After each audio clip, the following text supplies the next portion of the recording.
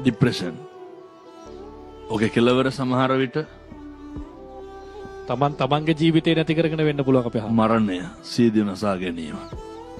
එතකොට දරුවන්ගේ ඒ වගේ ડિප්‍රෙෂන් වල මූලික ලක්ෂණක් තියෙනවනේ. දර කොණ්ඩේ යනවා, ඇස්සට කළු වෙනවා, කෙට්ටු වෙනවා, කණ්ඩ බෑ, කල්පනා කරනවා, නිින්ද යන්නේ නැහැ. දැන් බලන්න ඕනේ මොකක්ද මේකට හේතුව? ડિප්‍රෙෂන් වලට ලොකු හේතුවක් තමයි බලාපොරොත්තුව කියන එක. බලාපොරොත්තු වෙලා ඉන්න දේ නැති වෙච්ච ගමන් මොකද වෙන්නේ? මම දැන් මේක තුරුණු සිත හින්දා තරුණ සිත්වල තියෙන ප්‍රශ්නයක් කතා කරන්න. ඔය ලොකු ડિප්‍රෙෂන් තත්ත්වයක් ඇති වෙනවනේ. ඔය අර බලාපොරොත්තු වෙන ප්‍රේමය නොලැබුණහම මේවා තියෙනවන්නේ මේ සමාජ ඕනතර. එතකොට බලාපොරොත්තු වෙච්ච ආදරවන්තයා වන්තිය නොලැබුණහම අපි අර ආදරය කියන්නේ මන්දයි කියලා කියනවනේ සමහර. අපි හැම වෙලේම උත්සාහ කරන්නේ අර එකක් මතක තියාගන්න, මේ ලෝකේ අපි හිතන විදිහට හැම එකක්ම වෙන්නේ නැහැ.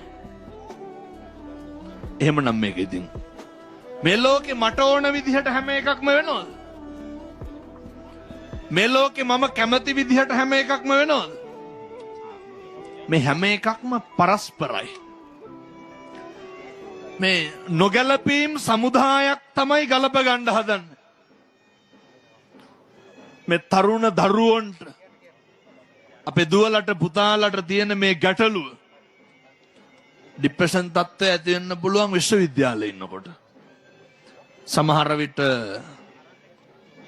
ඇති වෙන කෙනෙහිලිකමක් මත, සමහර විට ඇති වෙන ඔය ඕන තරම් අපිට එහෙම දරුවෝ හම්බෙනවා, අම්මා තාත්තගෙන් පවා ආදරය අහිමි වෙනවා.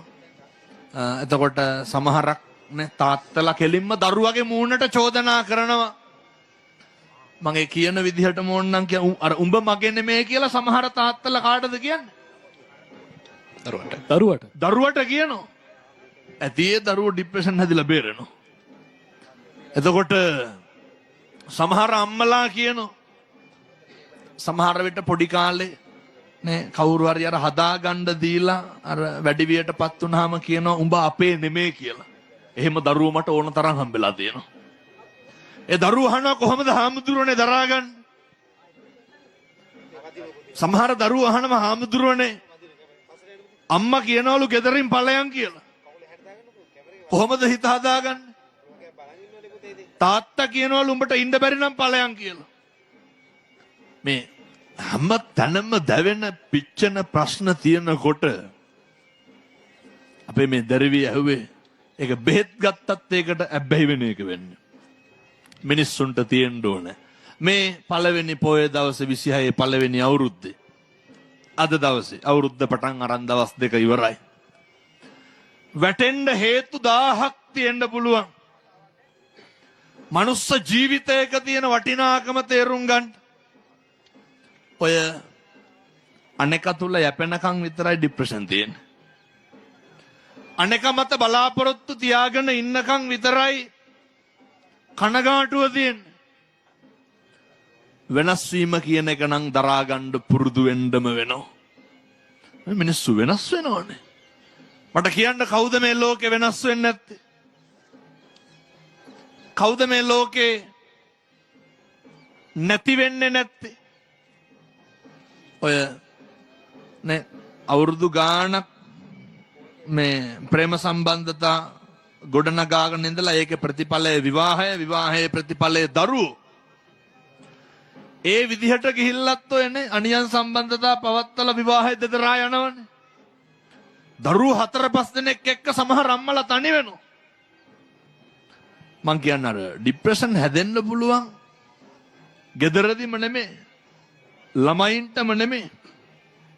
මම දැකපු හරි විශේෂ කාරණයක් තියෙනවා. මම මේ එන්න හිටියේ. දරුවෝ 3-4 දෙනෙක් එක්ක තනි වෙච්ච අම්මා කෙනෙක්. අර මතකද ලංකාවේ දැන් නම් සූදු අඩුද මන්ද විවිධ සූදු වර්ග තියෙනවනේ. අර එක එක ගේම් වලට සල්ලි දාලානේ. ඔය ගොඩක් ඔය නේ ඔය රැකියා කරන සමහරු ලක්ෂ ගණන් ණය අරගෙන ඒකට දාන හම්බ කරන එක සූදුවට දානවා. සමහර අම්මලා කියනවා හාමුදුරුවනේ දරුවෝ 4 දෙනෙක් එක්ක ඉන්නේ.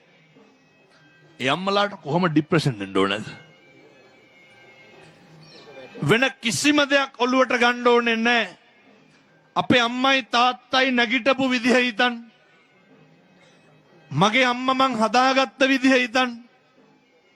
මගේ තාත්තා මං හදාගත්ත විදිහ හිතන්න. අම්මලාට ડિප්‍රෙෂන් නැහැ විදිහ නැහැ. ඒක අරමුණක් තියෙනවා. වැටෙන්න නෙමේ ඒ අරමුණ තියෙන්නේ නැගිටින්න. ජීවිතේ වැටෙන්න හේතු 1000ක් තියෙනවා. ආර්ථිකමය ප්‍රශ්න. ස්වාමි පුරුෂයා නැති වුණාම නේ ගැහණියෙකුට තනියම ජීවත් වෙන්න අමාරුයිනේ. අසත්පුරුෂ පිරිමින්ගෙන් කොච්චර නොබිනා යෝජනා එනවද? මේවත් දරාගෙන දරුවොත් හදාගෙන කුලී වැඩ කරගෙන රැකී ආරක්ෂා කරගෙන සමිතියට තියෙන පොඩි ණයතුරහක් ගෙවාගෙන ගමේ කඩෙන් බඩට ණයට බඩු අරගෙන පොතට බඩු අරගෙන අපේ ගම්වල එහෙමනේ. ඒ ටිකත් කොහොම හරි ගෙවාගෙන කෝටි ප්‍රසන්න. මොකක්ද ඔය අම්මගේ ඔළුවේ තියෙන එකම දේ මොකක්ද? දරුවෝ ටික ලොකු මහත් කරන එක විතරයි. මතක තියාගන්න. අර හිත ඇත්නම් පත කුඩාද කියන්නේ. හිතමයි පුතේ බලපාන්නේ. එක අරමුණක් මත ධෛර්ය සම්පන්න වෙන්න. එක අරමුණක් මත අදිෂ්ඨානශීලී වෙන්න. ඒ අරමුණට කටයුතු කරන්න. ඒ අරමුණු ජය ගන්න මේ තරුණ මහත්තුරුන්ට මේ පුර 15ක් පොය දවසේ තුරුණන්ගේ ආශිර්වාදය ලැබේවා කියලා අපි